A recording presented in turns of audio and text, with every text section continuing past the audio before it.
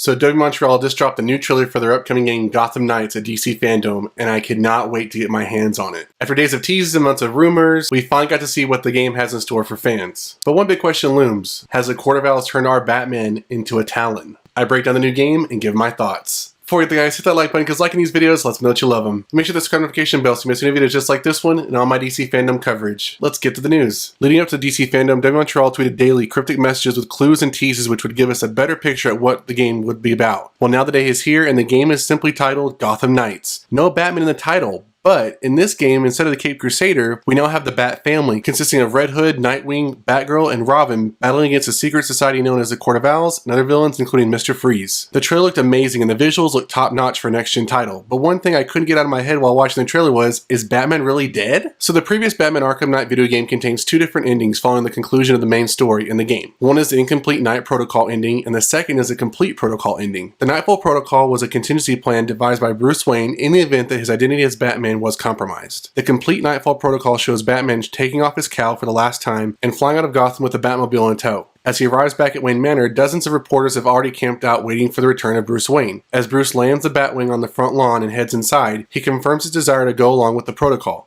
As the front door closes, explosions rock Wayne Manor and the entire mansion goes up in flames, ending the game. The complete Nightfall Protocol is similar to the previous iteration. Batman removes his cowl, but this time the bat signal goes out with his departure. Before leaving Batman, we also get left with one final message from Jim Gordon, and Gordon in turn lets loose the GCPD to clean up what's left of the riots. Bruce returns to Wayne Manor, and the same sequence plays out. However, after this sequence, a new one appears. Jim gives a monologue at the top of the GCPD, and it looks at his phone at the message from Tim Drake, who is set to wed Barbara Gordon. As he drives to the city, several posters can be seen announcing Gordon's new job as mayor of Gotham. As Gordon drives off, a similar scene to that of Batman's origins begins to play out, with a wealthy couple and their son being accosted by criminals in a dark alley. However, this time, a dark figure is watching from a nearby rooftop. As the two criminals begin to jeer that this new figure can't scare them, being that Batman's already dead, the figure erupts into fire and smoke, taking on a terrifying visage of a Batman born of nightmares. As the criminals scream in horror, the figure lunges at them. We don't know who this mysterious figure at the end of the cinematic is, or what this means for the future of Gotham. Given that the main villains of the video game are going to be the Court of Owls, who are they exactly? IGN gives a brief history of the secret society and its history with Batman. Beware the Court of Owls began a local nursery rhyme that watches all the time, ruling Gotham from a shadowed perch behind granite and lime. When Bruce Wayne was placed in the crosshairs of an assassination plot, he learned that the court and its assassins are very real. Some of Gotham's wealthiest and most well-connected families made up the Court of Owls. For centuries, they used their power and influence to turn the tides of politics and control the city according to their designs, often resorting to the use of highly trained assassins called Talons to achieve their nefarious goals. The Wayne family was one of the Cabal's long-standing rivals. Alan Wayne, one of the city's builders and Bruce's great-great-grandfather,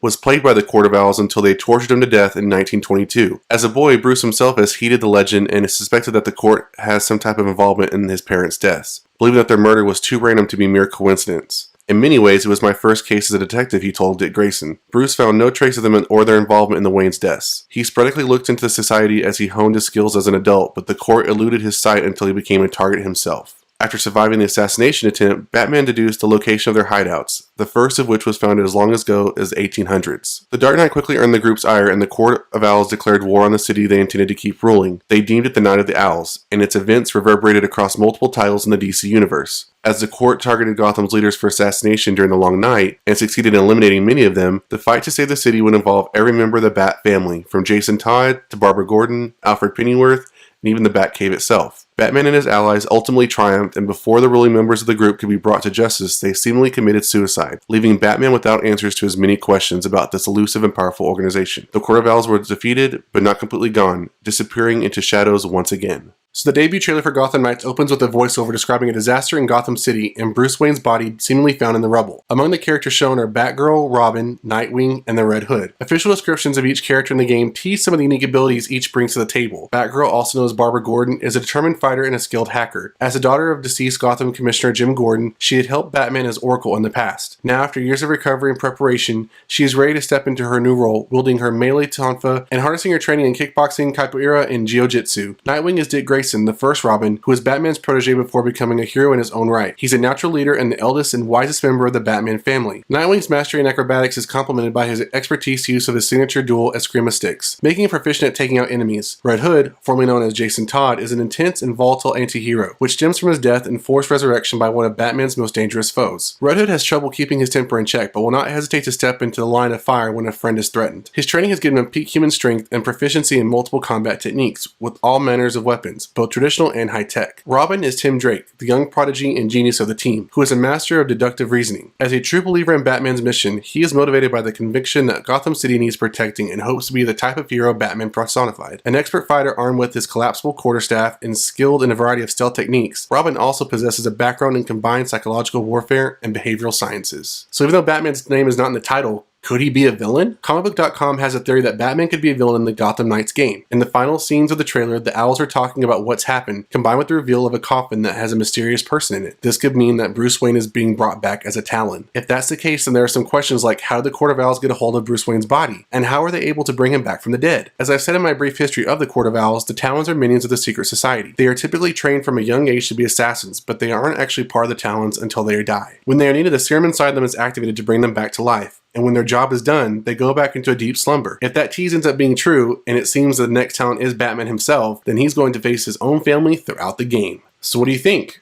Do you think Batman could be the villain in this game? I mean, that'd be a really cool twist, and I think a really cool villain, honestly. I mean, we've always had the Rogue of Galleries as villains in these Batman games, whether it be the Batman Arkham series or any other Batman games.